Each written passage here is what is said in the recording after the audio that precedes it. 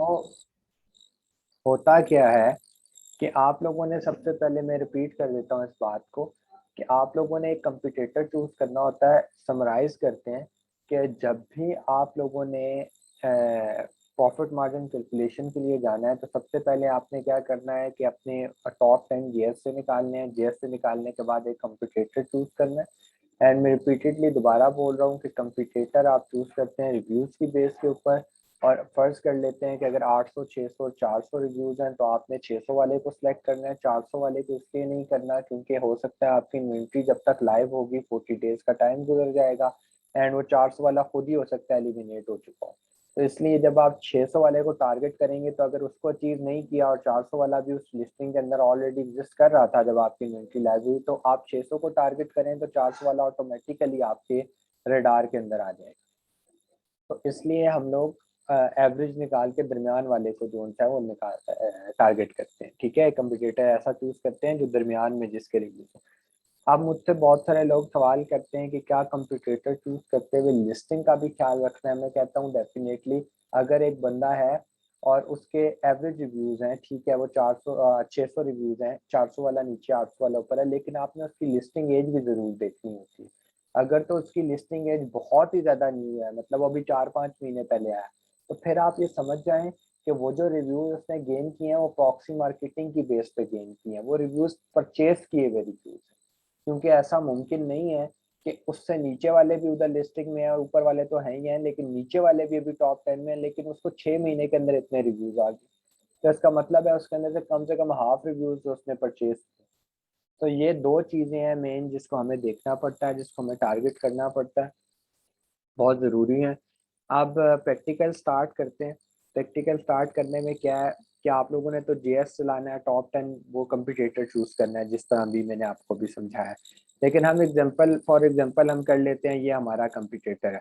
तो आपने भी जेएस के ऊपर, जब आप उसके ऊपर क्लिक करेंगे तो उसका ऐड खुल जाएगा, ये जिस तरह अभी इसका ऐड खुला है। तो दो तीन चीज़ें जो हैं वो जहन के अंदर रखनी है कि जो यूनिट है ना, जो हमारा यूनिट है वो केजी में होना चाहिए। और हम लोग जो है ना वो उसके ऊपर मूव हमें करना चाहिए।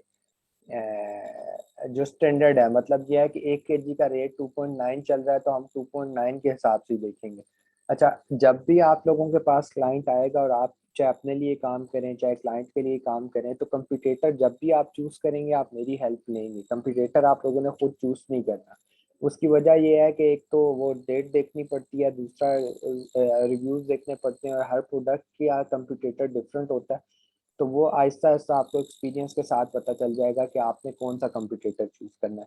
क्योंकि वजूहात की ऐसी भी कुछ वजह होती हैं कि आपको बाज़ोकात फॉर द एक्सेप्शनल केसेस ऐसा हो जाता है कि आपको हाई रिव्यूज वाला कंपटीटर चूज करना पड़ जाता है। उसकी वजह ये होती है कि उसका जो डिज़ाइन होता है वो डिज़ाइन बहुत ज़्यादा बिक रहा होता है। मैं आपको फॉर एग्जांपल देता हूँ कि हमारी एक प्रोडक्ट है, उसके अंदर सेम डिजाइन है, ठीक है, कलर डिफरेंट है। अब आप कलर डिफरेंट से अंदाजा लगा लें कि जो उसमें एक कलर है, मैं रिवील नहीं करता क्योंकि किसी की प्रोडक्ट हंट की हुई है, एक एक कलर है, वो उस कलर का जो पाकिस्तानी रेवेन्यू है वो 1 करोड़ है। 1 करोड़ रुपए के वो पर मंथ सेल आउट करता है वो प्रोडक्ट। और दूसरा सेम वही सब कुछ है, डिजाइन है, लेकिन कलर उसमें और है। अब जब कलर और है, उस एक कलर की वजह से ये कलर बिकता है तकरीबन 6,000 पाउंड से, तो तकरीबन 12 लाख रुपए लगा लें, और वो 1 करोड़ पे। अब दोनों डिजाइन सेम। अब हमने जब कंपटीटर चूज करना है तो हम वो ब्लैक वाले की तरफ जाएंगे, गो के उसके रिव्यूज ज्यादा है, ये एक्सेप्शनल केस बता रहा हूँ। क्यों जाएंगे उसकी तरफ? क्योंकि जो उसका डिजाइन है वो डिजाइन बहुत बिक रहा है।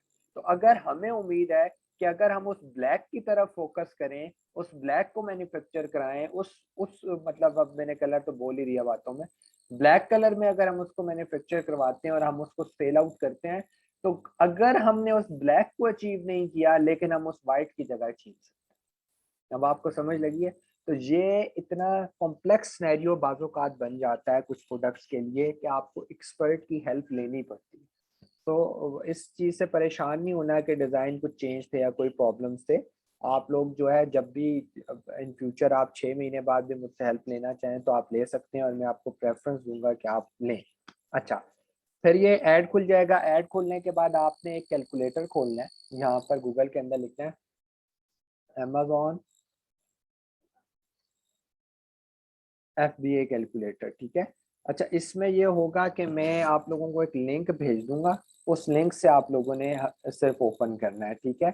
उसकी वजह यह है कि यहाँ पर कैलकुलेटर बहुत सारे आ जाते हैं, लेकिन आप लोगों ने यही वाला कैलकुलेटर चूज करना है जो मैंने अभी किया है ना, बस आप इसी को रखिएगा, ठीक है। यहाँ पे आपने कंटिन्यू एज अ गेस्ट कर देना है, क्योंकि अभी सेलर सेंट्रल आपके पास नहीं है। यहाँ से मार्केट आप सिलेक्ट कर सकते हैं, ये यूएसए की मार्केट है, ठीक है।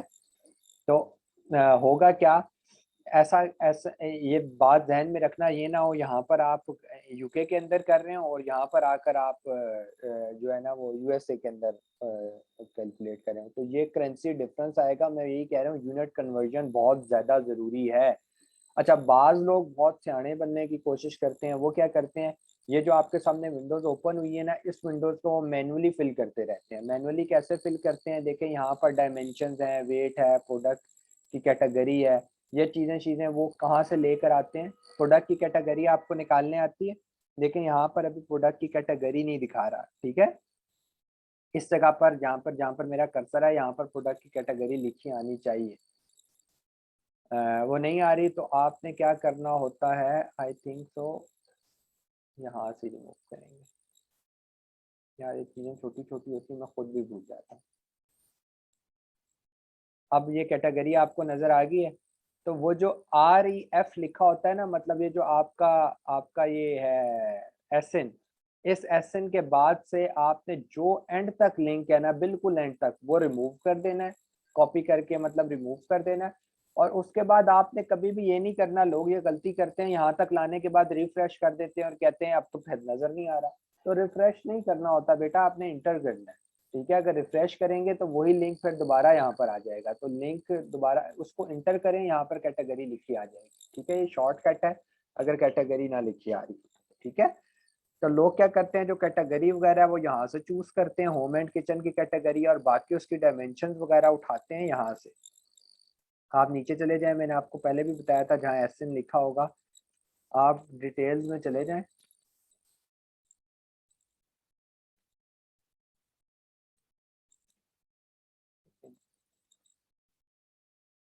हाँ, यहाँ पर इसकी डिटेल्स लिखी होंगी कहीं पे, ठीक है। उन डिटेल्स के अंदर इसकी बाकी सारी डायमेंशन और ये छोटी छोटी चीजें लिखी होंगी, ये डिटेल्स हैं, ठीक है। ये डायमेंशंस क्या है, वेट कितना है। अच्छा, इसके अंदर काफी प्रॉब्लम्स होते हैं। प्रॉब्लम्स कैसे होते हैं, देखें यहाँ पर वेट आपने डालना है पर केजी के हिसाब से। अब ये अभी फिलहाल ये पाउंड्स के हिसाब से ले रहा है, लेकिन वो कन्वर्जन बहुत मुश्किल है। मतलब कन्वर्जन ये है कि अभी हम ये देखें, अभी हमने हमें क्या पता है, $2.9 पर केजी वेट रेट चल रहा है, ठीक है। अब हमने अगर पाउंड्स के अंदर डाल देंगे तो हम पैसे कैसे कैलकुलेट करेंगे। पैसे कैलकुलेट करने के लिए वो जो कन्वर्जन है ना, पाउंड इंटू केजी, वो हमें करनी पड़ती। तो हम इन सारी चीज़ों से बचने के लिए, इन चीज़ों को थोड़ा सा जो है ना सिंप्लीफाई करने के लिए, आप ये चीज़ें खुद मैनुअली फिल ना करें। आप यहाँ पर आकर उसका जो एसएन है ना, वो एसएन डालें। एसएन डालने के बाद आप इसको सर्च करें। सर्च करने के बाद देखें ऑटोमेटिकली उसने वो सारी चीज़ें खुद ही जो सी हैं इसको वो ले आया, ठीक है। फेच कर लाया इसकी सारी डिटेल्स के, इसका एसएन ये था, इसकी पैकेज की डायमेंशन इतने इंचेस हैं और इसका जो वेट है वो इतने पाउंड है, ठीक है। इतने पाउंड इसका वेट है। आप क्या करना है, आपने इस पाउंड को किस में कन्वर्ट करना है, केजी में। मैं बताता हूँ क्यों। हमेशा आपने कोई भी यहाँ यूनिट लिखा हुआ आपने केजीज के अंदर कन्वर्ट कर लेना, ठीक है। तो पाउंड इंटू केजी का कैलकुलेटर आप गूगल के ऊपर खोल लें, ठीक है। पाउंड आप डालेंगे, 0.34 kg है, ठीक है। इतना केजी एक का वेट है, ठीक है। मतलब ये है कि जो आइस क्यूब है इतना केजी बन रहा है, ठीक है, एक का, ठीक है। 0.340 kg एक यूनिट का आपका बन रहा है, ठीक है। अब हमें पता है कि 1 kg का जो आपकी शिपमेंट कॉस्ट है वो $2.9 है, तो हमारे 1 kg में ऑलमोस्ट ये 3 आ जाएंगे, ठीक है, ऑलमोस्ट से 3 आ जाएंगे, तो मतलब 3 यूनिट हमसे भेजेंगे तो हमारे $2.9 कटेंगे, ठीक है, जो फ्राइट फॉरवर्डर लेगा। अच्छा, अब हम इस कैलकुलेटर को, ये तो मैंने आपको समझा दिया, अब हम आगे देते हैं, देखते हैं इसको फिल आउट कैसे करना है। ये तो एक समझाने का तरीका है। सब आपने के पास दो कॉलम यहाँ ओपन होंगे, एक ये और एक ये है। ये वाला आपने नहीं करना, इसके ऊपर देखें लिखा हुआ है योर फुलफिलमेंट, और ये क्या लिखा हुआ है, Amazon फुलफिलमेंट। योर फुलफिलमेंट का मतलब ये है कि अगर आप इसको FBM कर रहे हैं तो डेफिनेटली ये शिपमेंट, शिपिंग कॉस्ट वगैरह, ये आपको कौन बताएगा, ये आपको बेटा बताएगा आपका खुद का जो कोरियर सर्विसेज वाले हैं, वो आपको बता रहे होंगे कि कितने पैसे हम ले रहे हैं। लेकिन यहाँ पर अमेजोन के अंदर ऑटोमेटिकली ये कैलकुलेटर आपको एस्टिमेट करके दे देगा कि कितनी कितनी फीसेज आएंगी। ये देखिएगा जब हम इसको एस्टिमेट करेंगे, कैलकुलेट करेंगे, तो ये कॉलम फिल आउट हो जाएंगे, ठीक है। जो इसके जिनके आगे कुछ नहीं लिखा हुआ ये फिल आउट होंगे। अभी हम देखते हैं, इसको स्टडी करना सीखते हैं। अच्छा, सबसे पहले कॉलम आपने जो फिल करना है, इसमें लिखना है आइटम प्राइस। आइटम प्राइस का मतलब होता है कि आपको, एक सेकेंड, आपको ये जो कॉस्ट है ये कितने की पड़ी है, मतलब आपको ये जो ये एक पीस है पर यूनिट, ये आपको कितने का पड़ा है। देखें, ये अमेजोन को तो नहीं पता ना आपने किससे मैन्युफैक्चर कराया, ये आपको अमेजोन को पता है, नहीं पता ना। अमेजोन को क्या पता आपने $4 का करवाया, 0.4 का करवाया, $1 का करवाया। तो उसको यहाँ पर बताना होता है कि आपने जो है ना आइटम प्राइस आपने यहाँ पर लिखनी है, ठीक है। सॉरी, थोड़ा सा गलत हो गया, आपने यहाँ पर वो प्राइस लिखनी होती है। यहाँ पर आप आइटम प्राइस कौन सी लिखते हैं, सेलिंग प्राइस। समझ आ गई, ये थोड़ी सी कंफ्यूजन है, ठीक है। इसको दोबारा मैं रिपीट कर रहा हूँ कि वो जो आपने मैन्युफैक्चरिंग कितने की करवाई है, वो आपने यहाँ पर लिखनी है, कॉस्ट ऑफ द प्रोडक्ट। यहाँ पर आप कर्सर लिखेंगे, खुद आपको बताएगा the cost according the product from your supplier, आपके सप्लायर से वो प्रोडक्ट कितने की बनी है, ठीक है। जब यहाँ पर लिखेंगे, यहाँ पर लिखा आ रहा है साथ कि आपने सेल आउट इसको कितने का करना है। तो हमेशा जब भी प्रॉफिट मार्जिन कैलकुलेशन होती है तो आप अपने कंपटीटर से £1 नीचे रखते हैं, यूके मार्केट में, $1 नीचे रखते हैं यूएसए मार्केट में। मतलब अगर ये हमारा कंपटीटर था, ये अब कितने का बेच रहा है हम देखते हैं, ये बेच रहा है 10.99 का, मतलब $11 का ये बेच रहा है, तो हमने बेचना है 10 का। हम क्यों 10 का बेचेंगे, क्योंकि हम न्यू हैं, हमने compete करना है और हमें हमेशा प्राइस कुछ ना कुछ नीचे रखनी है, तो इसलिए हम इसको 10 रखते हैं। मेरी सिचुएशन डिफरेंट है। मैं जब अपने लिए हंटिंग करता हूँ और अपने लिए चीज़ें प्रॉफिट मार्जिन निकालता हूँ तो मैं $2 का डिफरेंस रखता हूँ। लेकिन स्टैंडर्ड तौर पर ये कहा जाता है कि आप $1 का रखें। मैं $2 का क्यों रखता हूँ, क्योंकि मैं मिनिमम प्रॉफिट मार्जिन की तरफ जाता हूँ। लेकिन जब भी आप किसी क्लाइंट के लिए करेंगे तो $1 ही नीचे रखिएगा, क्योंकि आप अगर $2 नीचे रखते हैं तो प्रॉफिट मार्जिन कम होगा, फिर क्लाइंट को समझाना बहुत मुश्किल होता है कि मैंने सर $2 नीचे रखे हैं, रिस्क फैक्टर कम किया, ब्ला ब्ला ब्ला। तो इंशाल्लाह जब आप लोग अपनी लॉन्चेस करेंगे तो आप लोग ने 2 रखना है, वैसे स्टैंडर्ड 1 ही है। अच्छा, ये कहता है शिप टू अमेजोन। अब ये कह रहा है शिप टू अमेजोन का मतलब ये है कि आपको जो है ना पर यूनिट कितनी कॉस्ट आई है, मतलब पर यूनिट आपको कितनी कॉस्ट आई है, फ्राइट फॉरवर्डर ने कितना लिया है, ठीक है। तो आपके पास यहाँ पर हमने जो कैलकुलेट किया था, ये क्या किया था कि 0.34 kg का ये एक है, ठीक है। तो इसको अगर हम 2.9 से मल्टीप्लाई कर देंगे 0.34 को, तो हमें पर यूनिट की जो फ्राइट फॉरवर्डर की कॉस्ट है वो निकल आएगी। हम ये कैलकुलेट करके देखते हैं कि कितना बनता है, ठीक है। कितना है, 0.34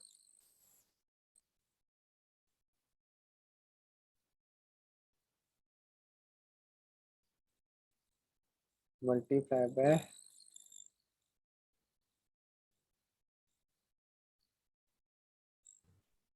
तो हमें 0.986, मतलब शिप टू अमेजोन के अंदर जो हमें डॉलर की कॉस्ट है 0.986। अब आप लोगों ने देखा होगा कि ये जो शिप टू अमेजोन की कॉस्ट है ये तकरीबन नियरली $1 के करीब हमें इसकी कॉस्ट पड़ रही है, जो शिपमेंट कॉस्ट है, जो पहुंचाने की कॉस्ट है, जिसके अंदर सारे टैक्सेस भी होते हैं, सारा कुछ होता है। अच्छा, एवरेज इन्वेंट्री यूनिट स्टोर, यहाँ पर आपने 1 ही लिखे रहने देना है, क्योंकि हम पर यूनिट के हिसाब से कर रहे हैं, तो ये 1 के हिसाब से हम देखेंगे कि पर यूनिट क्या प्रॉफिट निकल रहा है।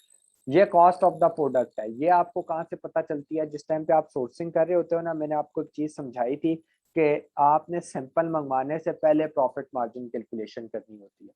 जब आपको ये लग जाता है कि यार इतने जितने पे वो मुझे सप्लायर चीज दे रहा है, आइस क्यूब दे रहा है, ठीक है, अगर वो मुझे वारा खाता है तो फिर मैं मंगवाऊंगा। अगर मुझे वो प्रॉफिट मार्जिन ही नहीं मिलता तो जितनी मर्जी उसकी अच्छी क्वालिटी हो, मुझे उसमें प्रॉफिट ही नहीं मिल रहा। और इसीलिए जब आप सप्लायर से अपनी अपनी जो आपकी कितने मिनिमम एमओक्यूज हैं, 1000 मंगवाने हैं, 500 मंगवाने हैं, जो भी है उसकी पर यूनिट के हिसाब से प्राइस फाइनलाइज कर लेते हैं। तो उस प्राइस फाइनलाइज करने के बाद और सप्लायर से सैंपल मंगवाने से पहले बीच के अंदर आप लोग ये प्रॉफिट मार्जिन कैलकुलेशन करते हैं। मैं तो इसे प्रोडक्ट हंटिंग के टाइम ही कर लेता हूँ, क्योंकि मेरा ये मानना होता है कि यार अगर आपको प्रोडक्ट पसंद आ गया तो सबसे पहले उसकी प्रॉफिट मार्जिन कैलकुलेशन करो। अगर वो अच्छी निकल आती है तो उसके बाद उसका पेटेंट चेक करवाओ, और पेटेंट चेक करवाने के बाद फिर आप सोर्सिंग की तरफ मूव करो, क्योंकि सोर्सिंग आपको मिल ही जाती है। अलीबाबा बहुत बड़ी दुनिया है, और डेफिनेटली अगर आपने एक चीज़ चूज कर लिया है और अमेजोन के ऊपर वो 10 पाउंड की बिक रही है और दुनिया उसको बेच दिया है, तो डेफिनेटली प्रॉफिट कमा रही है। इसमें कोई शक व शुबे की गुंजाइश नहीं है कि वो कमा रही है। सिर्फ कितना है कि अगर कोई 25% कमा रहा है पर यूनिट, तो आप 20 कमा लेंगे, आप 18 कमा लेंगे, आप 17 कमा लेंगे। लेकिन अगर प्रोडक्ट आपको पसंद है, पेटेंट भी नहीं है, रिव्यूज भी ठीक हैं, कंपटीशन भी अच्छा है, तो फिर आप उसकी तरफ, आपके बजट में भी आ रही है, तो फिर आप उसकी तरफ मूव ऑन करें। समझ आ रही है ना मेरी ये बात? तो हम यहाँ पर लिख लेते हैं आइस क्यूब आप लोगों के लिए। आप लोगों को जरा ये रिकॉर्डिंग के अंदर भी ठीक से आ जाएगा, आपको चेक करवा रहा हूँ कि सबसे पहले आपने यहाँ पर ये जब आप कर लेते हैं, ये अलीबाबा पर चले जाएं, आइस क्यूब आगे, सबसे पहले आप लोगों ने क्या करना है कि ट्रेड एश्योरेंस और वेरीफाइड को टिक करना है, ताकि दुनिया यहाँ से, फजूल दुनिया यहाँ से गायब हो जाए। ठीक है, अभी फजूल दुनिया गायब होगी। अब हम निकालते हैं हमारा वही वाला डिज़ाइन, यहाँ पर कहीं पड़ा हुआ था, याद है? ये है, ये है। ठीक है, अब ये क्या कह रहा है? ये कह रहा है बेटा कि अगर आप लोगों ने, ठीक है, ये छोड़ दें, ये प्राइस इसकी शिपमेंट की होगी, हम इसके साथ जब बारगेन करते हैं तो हम डिस्कस करते हैं। अभी फिलहाल ये कह रहा है कि 0.70 से लेकर 0.80 तक जो उनसे है ना इसका रेट चल रहा है। ठीक है, तो इसका रेट जो उनसे है ना वो मिनिमम एमओक्यूज के ऊपर भी डिपेंड करता है। कहता है कम से कम 100 पीसेज हम बनाकर दे देंगे। मैंने आप लोगों को एक बात बार बार समझाई है कि अगर पठान पाकिस्तान में है तो चाइनीज हमसे 2 हाथ आगे हैं। अगर इसने 0.70 बताया है 1000 का, या चलें हम बीच में चलते हैं, 500 का इसने 0.80 बताया ना, अगर आप अच्छी बारगेन करें तो कम से कम आपको 0.50 में देगा। ठीक है, लेकिन हम प्रॉफिट मार्जिन कैलकुलेशन करते हुए चलो 0.60 लगा लेते हैं। समझ आ गई क्या? 0.60 में हमें ये चीज पड़ी है। आप दोबारा इसको रिपीट करके देखते हैं और मजेदार चीज देखते हैं देखें। आप लोगों ने सबसे पहले यहाँ पर आइटम प्राइस लिखी कि कितने की बिक्री है, $1 आपने नीचे रखा। उसके बाद आप लोगों ने शिप टू अमेजोन की कॉस्ट किस तरह डिसाइड की कि वो आपने पाउंड से केजी में कन्वर्ट किया, और आपने देख लिया कि कितने केजी का एक यूनिट है। उसको मल्टीप्लाई कर लें, हालिया जो भी पर केजी के हिसाब से प्राइस चल रही है, अभी $2.9 चल रही है, तो हमने $2.9 को इसके अंदर ले आए, तो 0.986 में कन्वर्जन होगी कि ये इतना जो होता है $0.986 लगेंगे एक यूनिट को पहुंचाने में। अब आपको मैं हमेशा कहता हूँ कि पहुंचाने की कॉस्ट हमेशा ज्यादा है as compare to cost of the product. देखें 0.60 की तैयार होती है लेकिन पहुंचती कितने में? 0.986। तो सिनेरियो ये है, हर जगह ऐसा है कि अगर हमने, मेरी अभी कोई इन्वेंट्री तैयार होगी किसी क्लाइंट की होनी है, वो 2300 पाउंड की इन्वेंट्री तैयार हो रही है और 2300 पाउंड ही उसके ऊपर खर्चा आ रहा है फ्राइट फॉर्वर्डर का। तो मैंने उनको बड़ा बोला है, मैंने कहा वेल डन यार, बहुत अच्छा काम किया। अब बहुत अच्छा क्या काम किया है? प्राइस लेवल पर कभी भी नहीं आती, इसका मतलब है फ्राइट फॉरवर्डर से बार्गेनिंग बहुत अच्छी हुई है। ठीक है, कि उनकी प्राइस बहुत अच्छी होगी, वरना ये भी पॉसिबल है कि उन्होंने दूसरे से हाई रेट पे बना लिया, लेकिन ये नहीं है। वो मैंने खुद चेक किया है, उसको रीड आउट किया और चेक किया, तो उन्होंने ठीक किया, मैन्युफैक्चर इससे कम पे नहीं बना के दे रहा। कैलकुलेट कर लें, आप कैलकुलेट करने के बाद देखें, ये चीजें फिल आउट होगी, हम इसको पढ़ते हैं।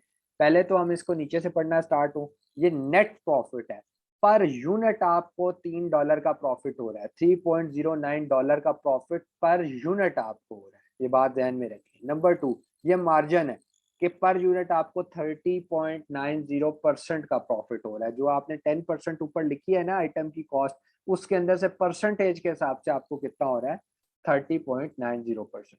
अब आप लोगों ने जब भी कोई प्रोडक्ट ढूंढनी होती है ना, और उसका प्रॉफिट मार्जिन जो है ना, नेट मार्जिन, आप प्रॉफिट नेट प्रॉफिट को छोड़ दें, नेट मार्जिन को अगर आप कंसीडर करें तो वो 25% से ऊपर होना चाहिए। अगर वो 25% से ऊपर है तो प्रोडक्ट आपने बहुत अच्छी सोर्स की है, बहुत अच्छा पैसा आप इस पे कमाने वाले हैं।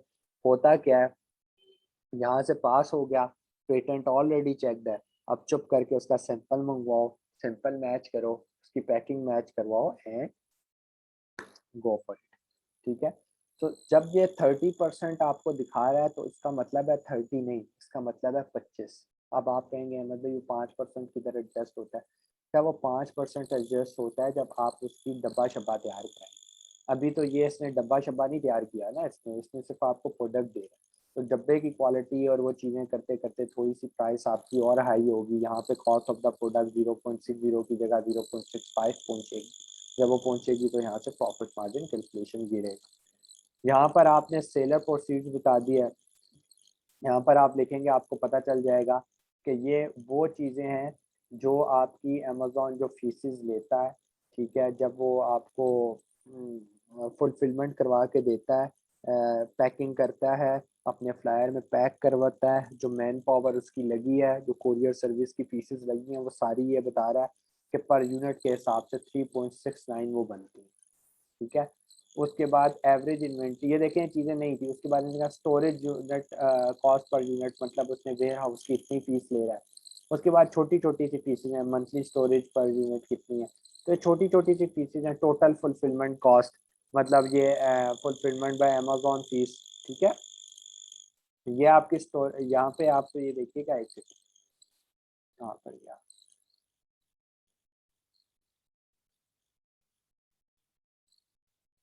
हाँ, यहाँ पर आप देखेगा ये टोटल टोटल कैलकुलेट करके बता रहा है, ये नीचे टोटल आए। ठीक है, आप लोगों ने यहाँ पर भी देखना चाहें तो आहिस्ता आहिस्ता आप रीड करें इसको कि cost of the seller fulfilment कितनी है। ठीक है, 3.64 इतनी आ गई है। सबसे ज़्यादा फीस है फुलफिलमेंट बाय अमेजोन की, उसके अलावा छोटी मोटी फीसेस है। ठीक है, नए शिप टू अमेजोन की फीस कितनी थी, तो थोड़ी थोड़ी सी फीसेस डाल के इन्होंने इतनी बनाई है। शिप टू अमेजोन फीस जो फ्राइट फॉरवर्डर की फीस है, और जो ये फीस है फ्राइट फॉरवर्डर की, और ये फीस है जो अमेजोन ने अपनी काटी है सारी। ठीक है, फुलफिलमेंट बाय अमेजोन की जो फीसेज हैं वो सारी इसके अंदर, ईच एंड एवरीथिंग। ठीक है, सेलिंग ऑन अमेजोन के अंदर कितने पैसे उसने काटे, ये लादा से लिखा हुआ है, इसको टोटल करके लिखा हुआ है। ठीक है, तो छोटी छोटी सी चीजें हैं, उसको देख लीजिएगा कि कौन सी पीसेस कहाँ है। इसके ऊपर यूं कर्सर लिखेंगे, ये आपको बता देगा। रेफरल फीस, ठीक है, ये रेफरल फीस याद है मैंने आप लोगों को, आप में से कोई अच्छा सा बच्चा है तो मुझे बताया कि रेफरल फीस क्या होती है, मैंने आप लोगों को बताया था। सेलिंग ऑन अमेजोन फीस तो ये रेफरल फीस, ये कौन सी फीस है, मैंने आपको बताया था।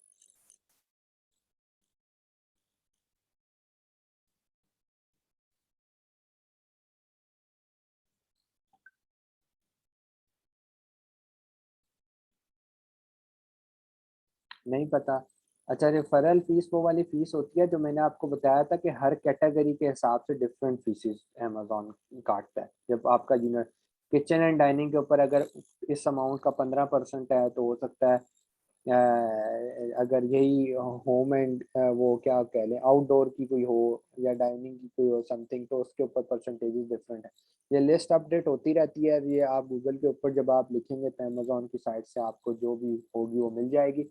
लेकिन उसको ज़्यादा फोकस करने की ज़रूरत नहीं होती। उसकी वजूहात मैं आपको बता देता हूँ बेटा, क्यों नहीं होती ज़रूरत करने की। इसलिए क्योंकि जब आप इसके प्रॉफिट मार्जिन कैलकुलेशन करते हैं, इसके अंदर एसिन डालते हैं, तो ऑटोमेटिकली ये इसकी जो कैटेगरी है वो फैच करके ले आता है, और फैच करने के बाद ऑटोमेटिकली यहाँ से उसको पता होता है कि किस कैटेगरी में ये लाई कर रहा है। किचन वाली कैटेगरी में लाई कर रहा है, इसलिए 15% है, 10 का 15% इसने यहाँ पर लिखा हुआ है 1.50। ठीक है, तो ये छोटी मोटी चीज़ें इनके ऊपर आप रखेंगे, आपको पता चल जाएगा। तो ये आज का टॉपिक था कि प्रॉफिट मार्जिन कैलकुलेशन ऐसे करनी है।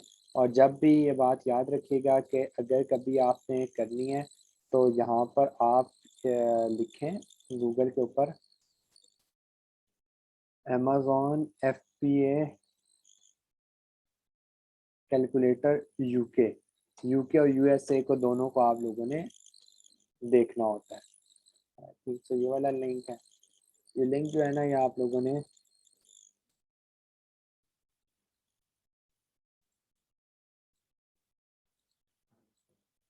ये लिंक मैं आप लोगों को सेंड कर दूंगा। ठीक है, अभी साथ कैलकुलेटर के लिंक सेंड कर दूंगा। अच्छा, इसको भी ठीक है। और कोई क्वेश्चन है तो कर लें, 5 मिनट है सेशन में।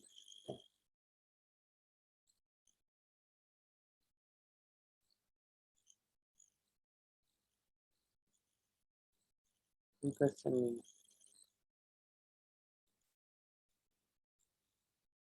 एक सेकंड।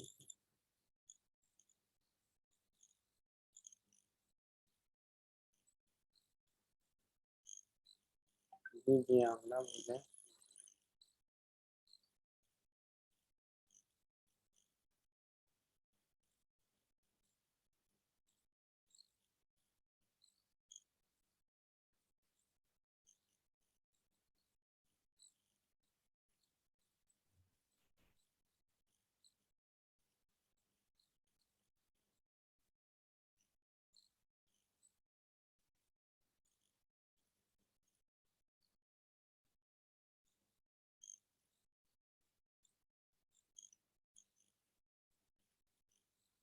जी जी, आमना बोले ताकि पता चले क्या करना चाह रही है।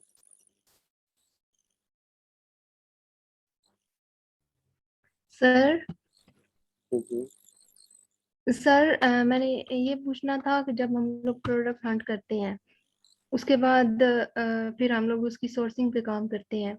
सोर्सिंग में जैसा आपने बताया था कि 1 मंथ 25 दिन लग जाते हैं।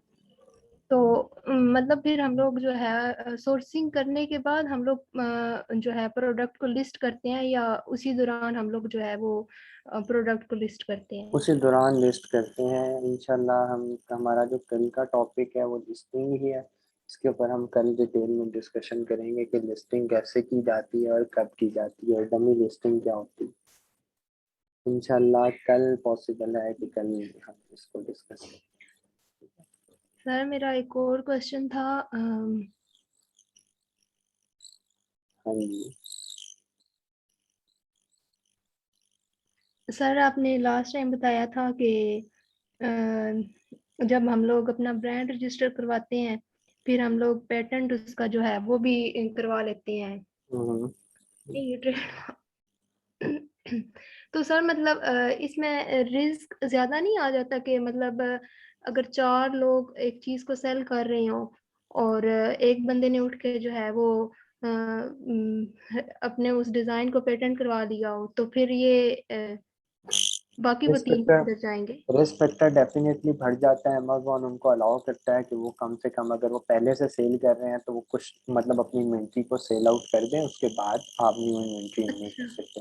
मतलब जो उनके पास होगी वो सेल कर सकते हैं हाँ, उसके बाद नहीं कर। नहीं कर सकते हैं।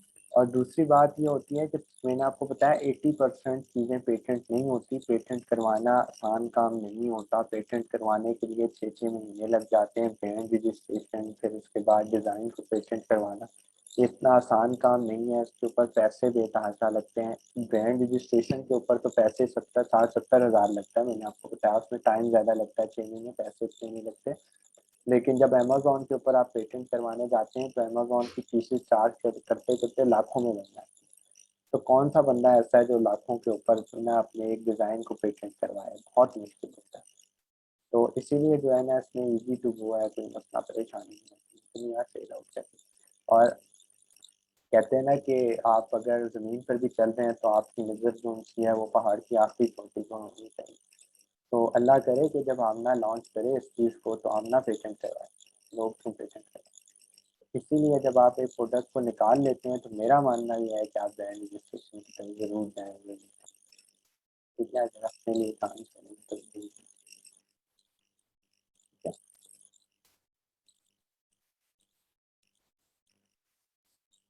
तो ज़ाहिर बात है कि छूटी तो नहीं रहना ना, अगर काम करना है फिर एक दिन बड़ा भी होना है।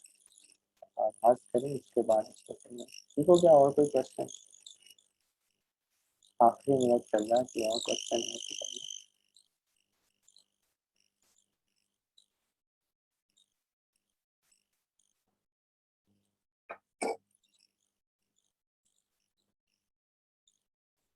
चलो ठीक है, कल इंशाल्लाह